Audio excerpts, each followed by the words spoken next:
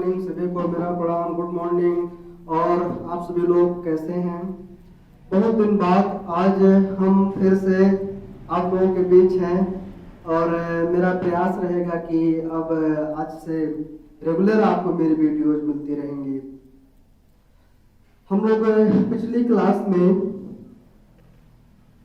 महमूद गजनवी के बारे में पढ़ रहे थे, तो हमने उसका पूर्ण रूप से अध्ययन भी कर लिया था। देखिए, महमूद गजनवी एक तुर्क का रहने वाला था, जिसे कह सकते हैं तुर्की आक्रमण था।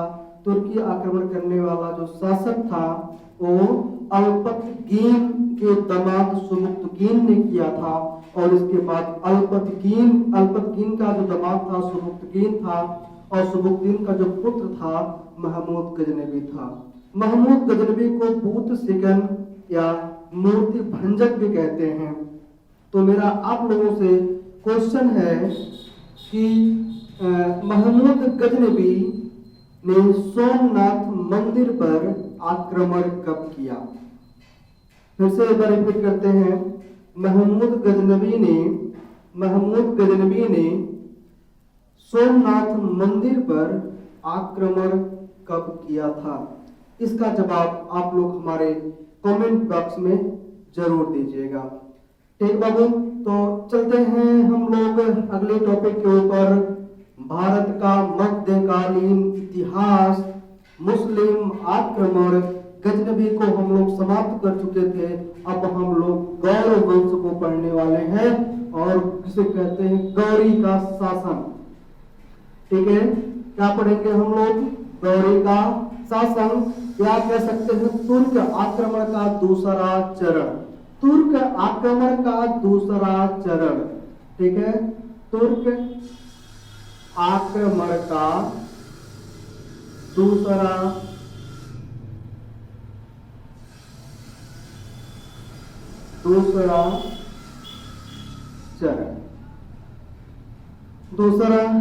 चरण। अब देखिए, हम लोग भारत में जो आक्रमण हुए हैं ना, मुस्लिम आक्रमण, हम लोग इन लोगों को कितना भी कोसें, फिर भी ये लोग कहीं ना कहीं सही या गलत, इनको हम कुछ भी नहीं कर सकते हैं। अगर हमारे भारत देश पे आक्रमण हुआ है, तो आक्रमण होने का जो मेन कारण था, हम लोगों का एक ना होना था। जो पहले के राजा महाराजा थे वो एक नहीं थे, और एक ना होने की वजह से जितने भी विदेशी आक्रमण होते गए। इसी तरीके से अंग्रेज भी आए थे, हमको सैकड़ों वर्षों तक जो है गुलाम बनाए रखे। हर कोई, जितने विदेशी हैं, हर कोई आ रहा है, ढोल की तरह भारत को बजा रहा है, लूटा और अपने देश लेके चला गया। तो कहीं ना कहीं हम लोग आज भी हर एक जाति धर्म के नाम पे बटे हुए हैं। जिस दिन सभी भारतीयों के अंदर सिर्फ ये आ जाए कि मैं एक भारतीय हूं, और भारतीय होने के नाते मेरा दायित्व बनता है मैं अपने देश के प्रति कर्म और निष्ठा ईमानदारी से तत्पर रहूं। हम लोग एक बन के रहें। अगर हम लोग एक बन के रहेंगे तो कोई भी विदेशी शक्तियां हम लोगों का बाल बांका नहीं कर सकती। और यही कमियां थी, जो पहले के राजा थे वो आपस में छोटे छोटे टुकड़ों में बटे हुए थे। और मुस्लिम आक्रमण होता है, मुस्लिम आक्रमण होने के बाद ढेर सारी धन संपत्ति को लूट कर ये लोग अपने देश चले जाते हैं। कुछ ऐसी ही कहानी है मोहम्मद गौरी की। महमूद गजनवी वंश का संस्थापक तो नहीं था, लेकिन वहां का जो संस्थापक था अल्पतगीन था। अल्पतगीन का जो दामाद था वो सुबुक्तगीन था। सुबुक्तगीन भी भारत पे आक्रमण हुआ, लेकिन उसके आक्रमण को सफल नहीं माना जाता। सुबुक्तगीन का जो पुत्र होता महमूद गजनवी, 998 ईस्वी में वो गद्दी पर बैठा। भारत पर कुल 17 बार आक्रमण किया है, 17 बार आक्रमण किया। सोचिए क्या स्थिति रही होगी उस समय, कितना लोग लूटपाट करते होंगे, और कितनी धन संपदा अपने देश से वो लोग विदेश लेके चले जाएंगे। हमारा देश सोने की चिड़िया होया करता था। बस यही कारण है कि हम लोग एक नहीं है, और एक नाम आज भी हम लोग जातियों में विभक्त हैं, वर्णों में विभक्त हैं। अभी भी समय है कि हम लोग एक हो जाएं, एक भारतीय की तरह अपने देश में रहें। चलिए अब हम शुरुआत करते हैं तुर्क आक्रमण का दूसरा चरण। इसकी शुरुआत हुई थी अफगानिस्तान से। अफगानिस्तान में एक छोटी सी जगह थी जिसका नाम था गौर। क्या नाम था? गौर। गौर वंश का जो संस्थापक होता है गौर, क्या होता है उसका नाम? गौर। ठीक है, गौर वंश का जो संस्थापक होता है वो होता है कौन? मोहम्मद गौरी। मोहम्मद गौरी। अभी जो उसमें हुआ था गजनी वाले में, गजनी ने महमूद गजनी वंश की स्थापना नहीं किया था, लेकिन मोहम्मद गौरी खुद गौर वंश का शासक था और भारत में आक्रमण किया था। एक खुद शासक था। देखिए इन लोगों की नीतियां कितनी बढ़िया थी, इन लोगों में कितना एकात्मक वाली भावना थी। मोहम्मद गौरी ये कहता था हम लोग भारत में आक्रमण करने तो जा रहे हैं, लेकिन अगर हम लोग हार गए तो हम लोग जान से गए। अपनी सेना को लोग सीख देते थे हम लोगों को जीतना है, अगर जीतेंगे तो हमारे पास धन संपत्ति आएगी, अगर हारेंगे तो हमको मौत मिलेगी, चुनना आपको है। तो मोहम्मद गौरी की सेना एकदम खूंखार टाइप में भारत में आक्रमण करती है और यहां से संपत्ति को लूटती है। हालांकि इसकी हार भी होती है, अभी आगे जैसा कि हम डिस्क्राइब करेंगे, इसकी हार भी होती है, लेकिन जिस तरह से जहां जहां पे आक्रमण किया लगभग इसका आक्रमण सफल रहा और भारत में मुस्लिम राजवंश की जो शुरुआत होती है ये मोहम्मद गौरी की वजह से ही होती है। इसकी कोई संतान नहीं थी, इसकी एक पुत्री थी और इसकी पुत्री यहीं पे रुक जाती है। बाद में एक मुस्लिम साम्राज्य का शुरुआत होता है, बाद में वही दिल्ली सल्तनत बनता है। दिल्ली सल्तनत में कुतुबुद्दीन ऐबक मोहम्मद गौरी का गुलाम बनता है, बाद में वही दामाद बनता है। मोहम्मद गौरी गौर वंश का संस्थापक था और 1173 ईस्वी में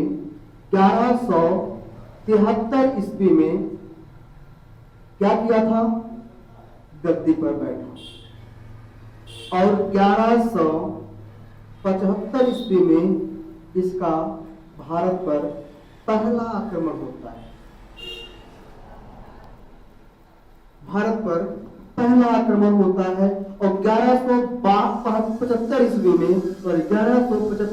में पहला आक्रमण मुल्तान व सिंध प्रांत पर करता है। कहां करता है? मुल्तान व सिंध प्रांत पर करता है। शासक मोहम्मद गौरी शासक था। अच्छा शासक वही माना जाता है जो चुनौतियों, संघर्ष और नीतियों को जानता हो, नीतियों अपनी शासन व्यवस्था को सुदृढ़ बनाए, चुनौतियों का सामना करे, वही राजा है। कभी भी देखिए हमारे भारतीय इतिहास के धरोहर में बहुत से ऐसे राजा हुए हैं जो पराक्रमी और साहसी थे। कुछ ऐसे भी थे जो अयोग्य थे, चरित्रहीन थे। आपके अभी आगे चल के एक तो भाषा ऐसे मिलेंगे जो चरित्रहीन भी था और अयोग्य भी था। मोहम्मद गौरी एक योग्य शासक था और गौर वंश से अपनी वंश की शुरुआत करता है और 1173 ईस्वी में गद्दी पर बैठता है। 2 साल बाद 1175 ईस्वी में पहला आक्रमण करता है मुल्तान सिंध प्रांत पर करामातियों के विरुद्ध। इसके बाद 1178 में ये पाटन में युद्ध करता है। पाटन आपके गुजरात पर है। ये आक्रमण करता है और वहां इसका सामना होता है भीम द्वितीय से। किससे होता है? भीम द्वितीय से पाटन पर आक्रमण करता है जो कि गुजरात में है और इसकी जो जिससे युद्ध करता है उसका नाम होता है भीम द्वितीय। याद करिए महमूद गजनवी ने भी आक्रमण किया था और भीम प्रथम के साथ आक्रमण किया था, सोमनाथ मंदिर पर आक्रमण किया था, जिसमें 50,000 से अधिक लोगों को मार दिया था। और बाद में भीम प्रथम भी पराजित हो गया था और मार दिया गया था। सेम इतिहास नहीं दोहरा रहा है। मोहम्मद गौरी भी 1175 में पहला आक्रमण करता है, मुल्तान और सिंध प्रांत पे करामातियों के विरुद्ध करता है, छोटे से छोटे क्षेत्र में करता है। 1178 में यह पाटन में आक्रमण करता है, भीम द्वितीय जो कि चालुक्य वंश का शासक था। लेकिन इसकी जो मां थी उसका नाम था मां नायका देवी। ये महमूद गजनवी की कहानियों को जानती थी और वो पूरा संरक्षण देती हैं भीम द्वितीय को। और भीम द्वितीय माउंट आबू का युद्ध लड़ता है और लोहा लेता है। पहली बार मोहम्मद गौरी को बुरी तरह पराजित कर देता है। ये तुर्क मुसलमानों की पहली पराजय थी और बुरी तरह पराजित थी, पहली पराजय थी। हराने वाला शासक था चालुक्य वंश का भीम द्वितीय था, चालुक्य वंश का भीम द्वितीय।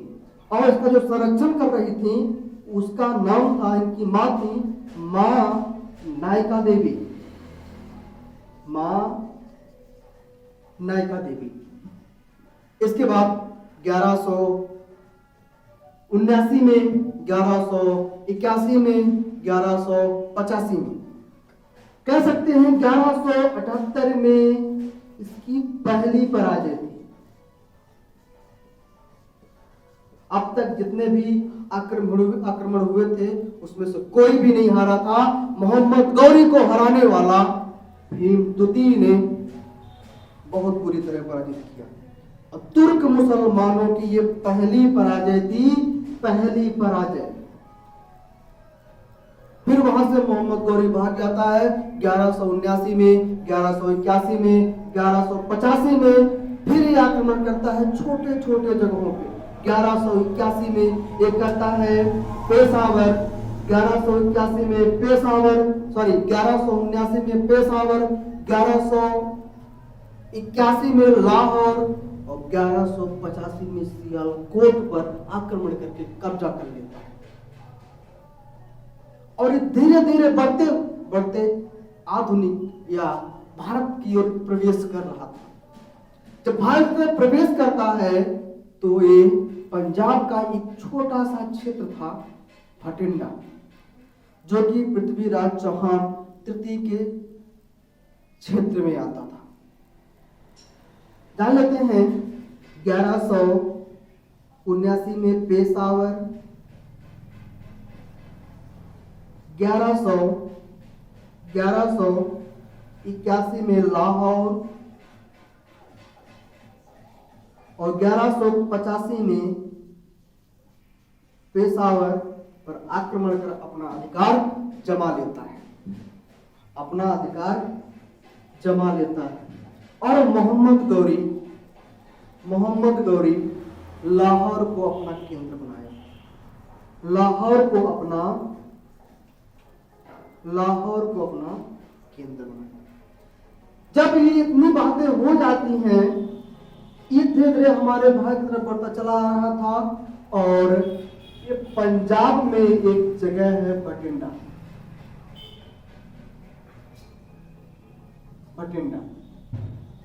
पंजाब में एक जगह है भटिंडा। जब वहां पे कब्जा करता है तो पृथ्वीराज चौहान तृतीय से विवाद हो जाता है। विवाद होता है तो 1191 में तराइन का पहला युद्ध, बहुत ही इंपॉर्टेंट है और बहुत बार पेपर में पूछा गया। तब 1191 में तराइन का प्रथम युद्ध होता है। मोहम्मद गौरी को पृथ्वीराज चौहान बहुत ही बुरी तरीके से पराजित कर देता है। यानी कि इसकी पहली हार 1178 के माउंट आबू के युद्ध में हुई थी और 1191 में तराइन के प्रथम युद्ध में मोहम्मद गौरी हार जाता है। किसके बीच में होता है? 1191 ईस्वी में तराइन का प्रथम युद्ध, तराइन का प्रथम युद्ध मोहम्मद गौरी और पृथ्वीराज चौहान तृतीय के बीच में होता है। पृथ्वीराज चौहान तृतीय के बीच में। किसकी हार होती है? मोहम्मद गौरी की हार होती है, यानी कि ये हार जाता है और पृथ्वीराज चौहान जीत जाता है।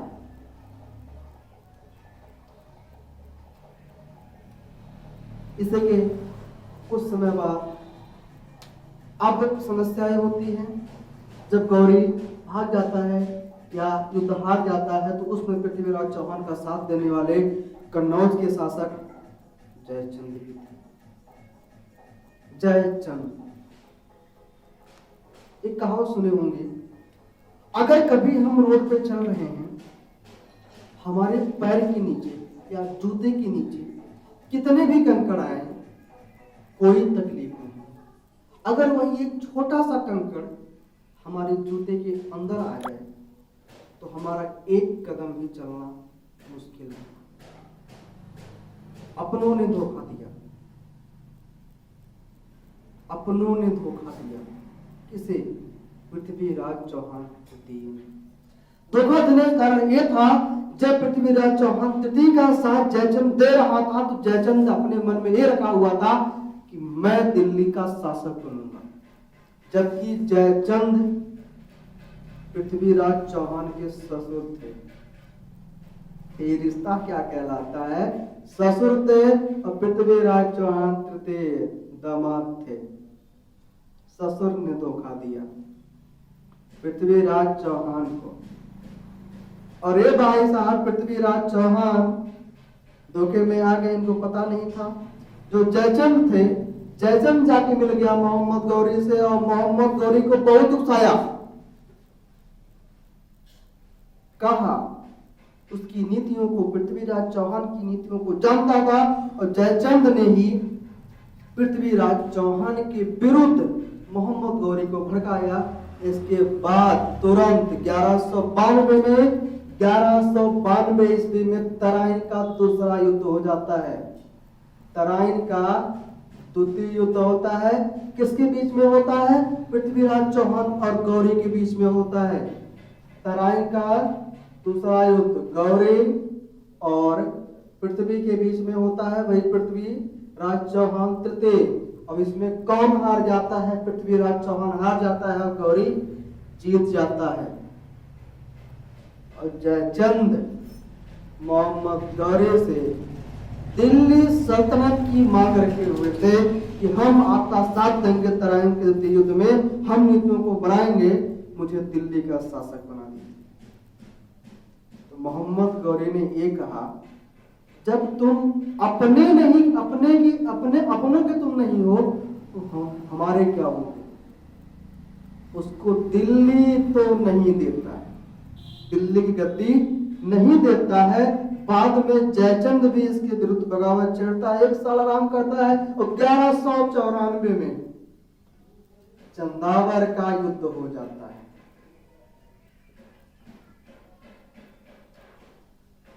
चंदावर का युद्ध हो जाता है। तराइन के द्वितीय युद्ध में ही जो है मुसलमानों की नींव यहां पड़ चुकी थी।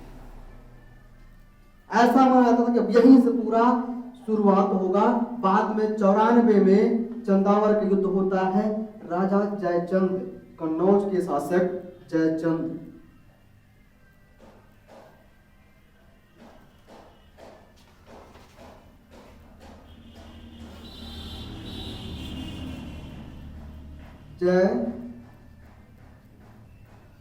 जयचंद और गौरी के बीच में कौन जीतता है? गौरी, जयचंद।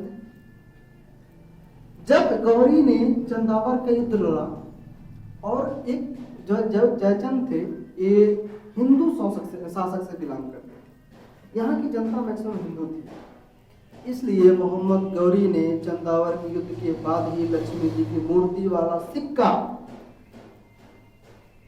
चांदी का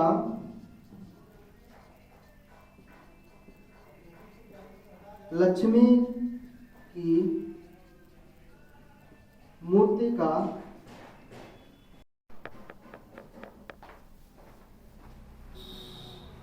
देखिए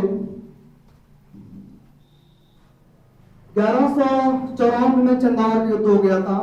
बाद में चंदावर के युद्ध के बाद ही मोहम्मद गौरी क्या करता है, लक्ष्मी जी की मूर्ति वाला चांदी का सिक्का जारी करता है, क्योंकि यहाँ की जनता बहुत हिंदू संख्या ज्यादा थी। ठीक है, चंदावर के युद्ध के बाद ही क्या किया था, ये लक्ष्मी जी की मूर्ति वाला सिक्का जारी कर दिया था। और मोहम्मद गौरी के कुल 4 गुलाम थे, चारों गुलाम ही इसके युद्ध में साथ दे रहे थे। गुलाम वही गुलाम सेनापति बने, वही गुलाम सेनापति बने थे। 4 गुलाम प्रमुख थे, जिसमें से कुतुबुद्दीन ऐबक, बख्तियार खिलजी, यालदोज, कुबाचा। कुतुबुद्दीन ऐबक, बख्तियार खिलजी, यालदोज का पूरा नाम था ताजुद्दीन यालदोज। ताजुद्दीन यालदोज, रिवीजन करिए मन में, ऐसे क्या देख रहे हो सभी लोग, पढ़िए और ऐसी पढ़ाई करिए कि आप तुरंत आ जाए। ठीक है, हिस्ट्री को एकदम बिल्कुल कहानी की तरह पढ़िए, एकदम कहानी की तरह, मजा आ जाए पढ़ने में। ठीक है, तो यालदोज का क्या नाम था, क्या नाम था आप लोग बताइए, यालदोज, क्या नाम था, यालदोज, कमेंट में भी करिएगा आप लोग, यालदोज।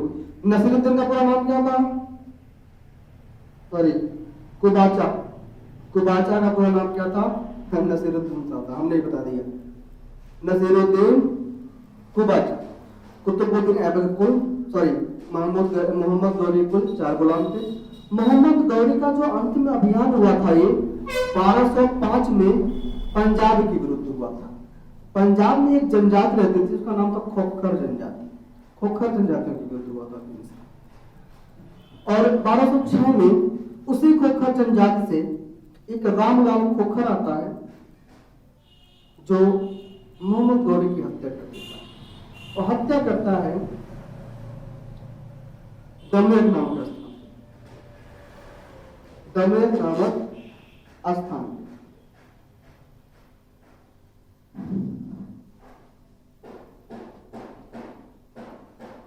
कुतुबुद्दीन ऐबक तो इसका गुलाम था ही था। 1206 में इसकी डेथ हो जाती है। मोहम्मद गौरी के शासनकाल के समय में ही भारत उसके साथ एक आए थे चिश्ती, इसका नाम था मैनुद्दीन, और भारत में चिश्ती संप्रदाय की स्थापना करते हैं। ठीक है, चिश्ती संप्रदाय की स्थापना होती है मोहम्मद गौरी के समय में।